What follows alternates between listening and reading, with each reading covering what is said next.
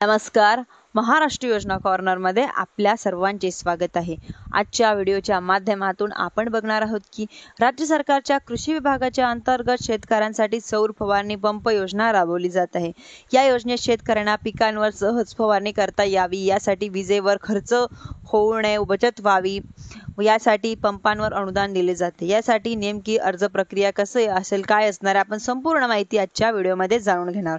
त्याआधी तुम्ही जर माझ्या चॅनलवरती पहिल्यांदा आला असेल तर चॅनलला लाईक, सबस्क्राईब आणि शेअर करायला विसरू नका. चला तर तुमचा जास्त वेळ न घेता आपल्या व्हिडिओला सुरुवात करूया. या योजनेचं नाव म्हणजेच की सौर फवारणी कृषी पंप योजना. सौर फवारणी पंप खरेदीवर मिळणार आहे की 50% अनुदान दिले जाणार आहे. यामध्ये तुम्ही सिंचन खर्च कमी करू शकता. डिझेल ऐवजी स्वच्छ आणि स्वस्त सौर ऊर्जेचा वापर सुद्धा होतो. कृषी उत्पादकतामध्ये वाढ होते. पंप अर्ध्या किमतीमध्ये उपलब्ध करून मिळते. विजेचा खर्च वाचतो. पीक व उत्पन्न यामध्ये वाढ होतं. याच्यामध्ये पात्रता व आवश्यक कागदपत्रे आपण बघणार आहोत. म्हणजेच की आता जो अर्जदार अर्ज करणार आहे त्यांच्या नावावरती शेती असणे आवश्यक आहे व आधी लाभ घेतलेला असेल तर परत या योजनेचा तुम्ही लाभ घेऊ शकत नाही. शेतकरी ओळखपत्र या ठिकाणी तुम्हाला इथे लागणार आहे, म्हणजेच की फार्मर ID.